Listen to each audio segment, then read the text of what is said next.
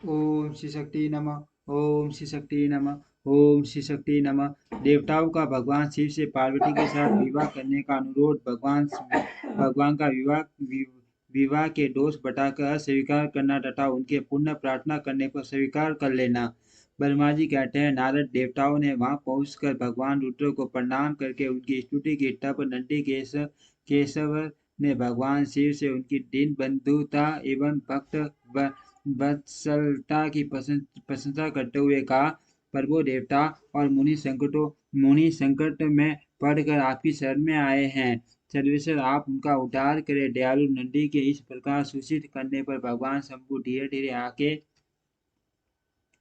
खोलकर ध्यान से उपरत हुए समाधि से विरत हो परम ज्ञानी परमात्मा एवं ईश्वर शंभु ने समस्त देवताओं से इस प्रकार कहा। शंभु बोले, श्री विष्णु और ब्रह्मा आदि देवेश्वरों, तुम सब लोग मेरे समीप कैसे आए? तुम अपने आने का जो भी कारण हो वह शीघ्र बताओ। भगवान शंकर का ये वचन सुनकर सब देवता प्रसन्न हो कारण बताने के लिए भगवान विष्णु के मुंह की ओर देखने लगे। तब शिव के महान भक्त और देवताओं के हितकारी श्री विष्णु मेरे बताए हुए देवताओं के मत कार्य को सूचित करने लगे। उन्होंने कहा, शंभो, तारकासुर ने देवताओं को अत्यंत अद्भुत एवं मान कष्ट प्रदान किया है। वही यही बताने के लिए सब देवता यहाँ आए हैं। भगवान, आपके औरस पुत्र से ही तारक दैत्य मारा जा सकेगा और किसी प्रकार से नहीं। मेरा यह कथन सर्वथा सत्य है।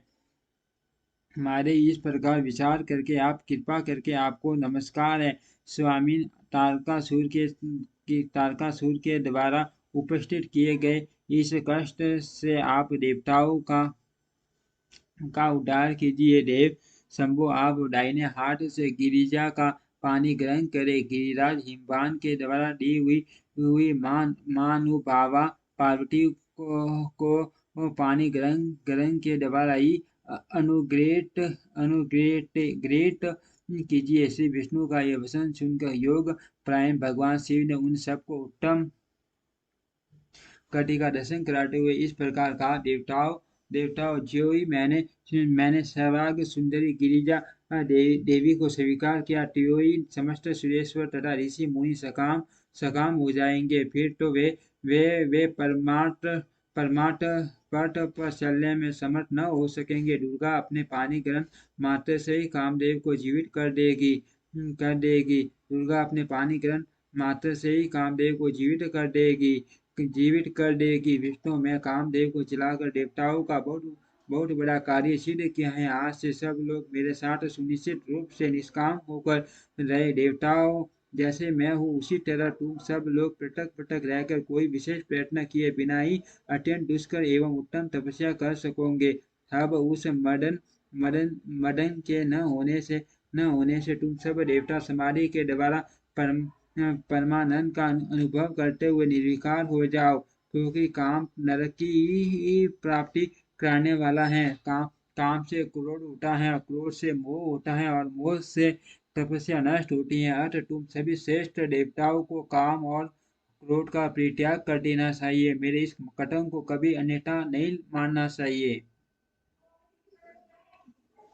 ब्रह्मा जी कहते हैं, नारद वृषभ के सीने से युक्त ध्वजा धारण करने वाले भगवान महादेव ने इस प्रकार बातें सुनाकर ब्रह्मा विष्णु देवताओं तथा मुनियों को निष्काम धर्म का उपदेश दिया। तदंतर भगवान शंभु पुण्य ध्यान लगाकर चुप हो गए और पहले की बाटी पार्षदों से गिरे हुए सुस्थिर भाव से बैठ गए। वे अपने मन में ही स्वयं आत्मस्वरूप निरंजन निराभास निर्विकार निरामय प्राण नित्य ममता रहित निर्वग्र शब्दातीत निर्गुण ज्ञान गंभीर एवं प्रकृति से पर परमात्मा का चिंतन करने लगे। इस प्रकार ब्रह्म स्वरूप का चिंतन करते हुए वे ध्यान में स्थित हो गए। बहुत से प्राणियों की सृष्टि करने वाले भगवान शिव ध्यान करते करते ही परमानंद में निमग्न हो गए। श्री हरि एवं इंद्र आदि देवताओं ने जब परमेश्वर शिव को ध्यान मग्न देखा, तब उन्होंने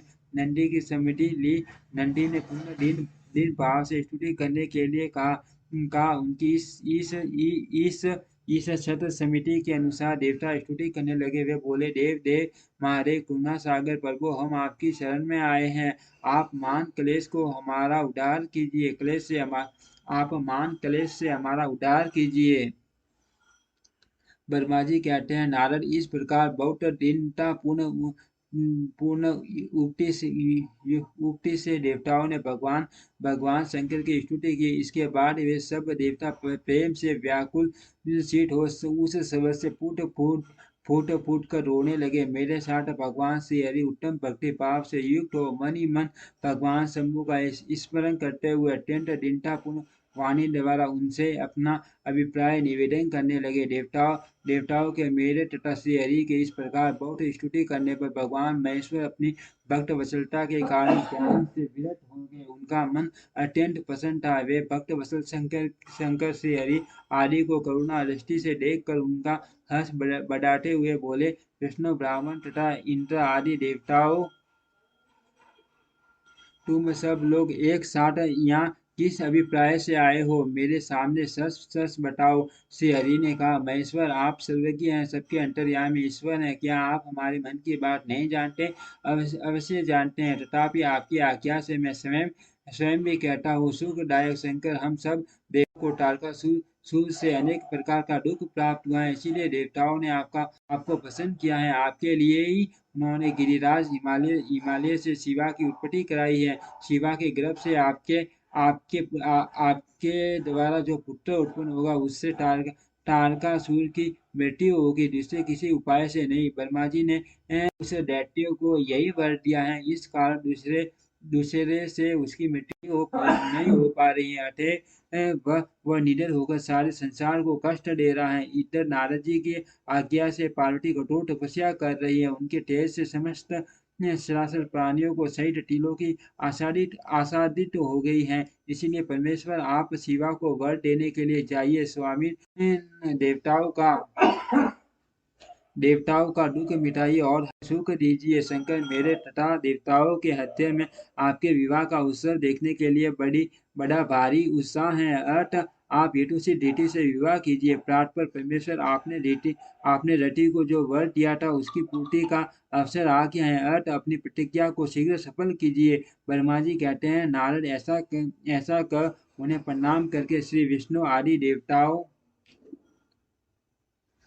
और महर्षियों ने नाना प्रकार के स्रोतों द्वारा पुण्य उनकी स्तुति की। फिर वे सब के सब उनके सामने खड़े हो गए। भक्तों के अधीन रहने वाले भगवान शंकर भी, जो वेद मर्यादा के रक्षक हैं, देवताओं की बात सुन हंसकर बोले, हे हरे, हे वीरे और हे देवताओं, सब लोग आदर पूर्वक सुनो। मैं हेतु से विशेष विवेक पूर्ण बात कह रहा हूँ। विवाह करना मनुष्य के लिए उचित कार्य नहीं है, क्योंकि विवाह दृढ़ता पूर्वक बांध रखने वाली एक बहुत बड़ी बेड़ी है। जगत में बहुत से कुसंग है, परंतु स्त्री का संग उनमें सबसे बढ़कर है। मनुष्य सारे बंधनों से छुटकारा पा सकता है, परंतु स्त्री प्रसंग रूपी बंधन से वह मुक्त नहीं हो पाता। लोहे और काठ की बनी हुई बेड़ियों में दृढ़ता पूर्वक बंधा हुआ पुरुष भी एक दिन उस कैद से छुटकारा पा जाता है, परंतु स्त्री पुत्र आदि के बंधन में बंधा हुआ मनुष्य कभी छूट नहीं पाता। मान बंधन में डालने वाले विषय सदा बढ़ते रहते हैं। जिसका मन विषयों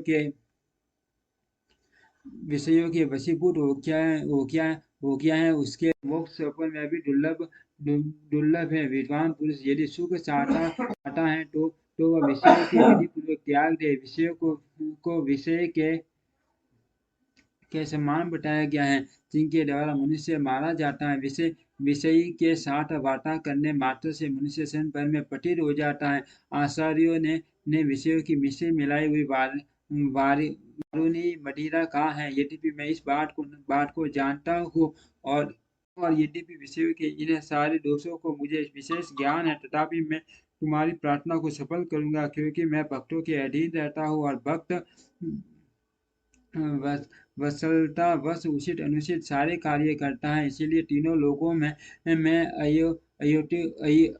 अयोटोसितकर्ता के रूप में मेरी प्रसिद्धि है। भक्तों के लिए मैंने अनेक बार बहुत से प्रयत्न करके कष्ट सहन किए हैं। ग्रहपति होकर विश्ववानर मुनि का दुख दूर किया है। हरे बेटे, अब अधिक कहने की क्या आवश्यकता है? मेरी जो प्रतिज्ञा है उसे तुम सब लोग अच्छी तरह जानते हो। मैं ये सत्य कहता हूँ कि जब जब भक्तों पर कहीं विपत्ति आती है तब तब मैं तत्काल उनके सारे कष्ट हर देता हूँ। तारकासुर से तुम सब लोगों को जो दुख प्राप्त हुआ है उसे मैं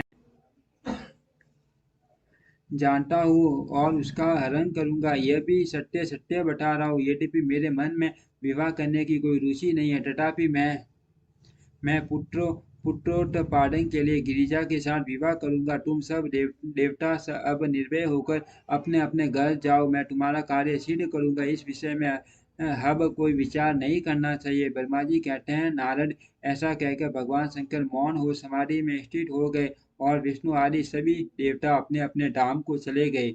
ओम श्री शक्ति नमः। ओम श्री शक्ति नमः। ओम श्री शक्ति नमः। ओम श्री शक्ति